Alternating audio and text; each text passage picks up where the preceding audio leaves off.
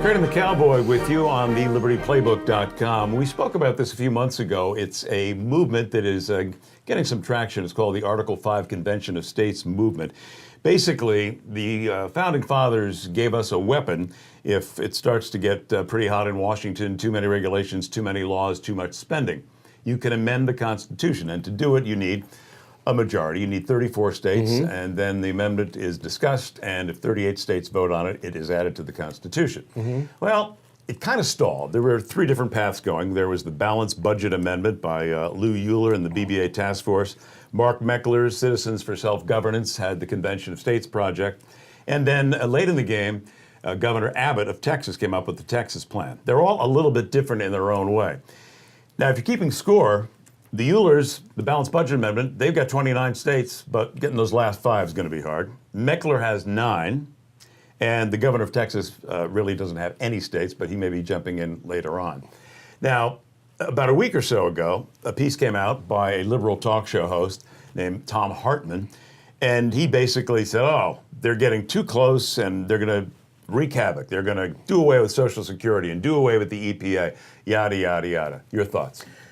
Well, I wish Tom Hartman would have spoken with some other Democrats in places like California, because California now, it's funny, the Democrats were the states' rights party in the Civil War, and then they became, the socialists that they are now. All of a sudden, they're rediscovering the 10th Amendment because of Trump, and they want, we don't want to follow what the states. They're getting their little cocoon, yeah. They're South Carolina in 1860, nullification. Well, if he says something, we're just not going to do it.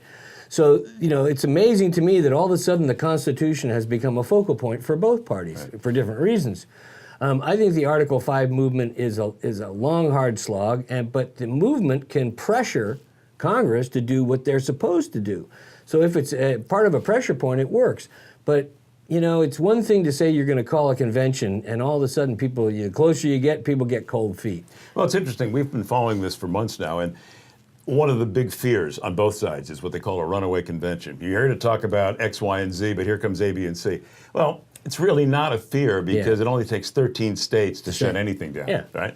So, you get some Democratic guerrillas in there to try and screw up the convention, but it's not going to happen. Also, some states have laws that make it illegal for you to discuss anything that is not in the resolution. So it should be orderly. But, the disinformation that comes out from the left, they like to amend the Constitution the old-fashioned way. Let the judges do it on the Supreme Court. Sure, then they don't have to worry about having a constitutional convention or a convention of states. All they have to do is 9 justices. Well, that's why. Yeah, look at Gorsuch. I mean, here's a guy who, quite frankly, watching these mental giants question him is pretty sad because they show that they're just fools. Don't they have a mercy rule?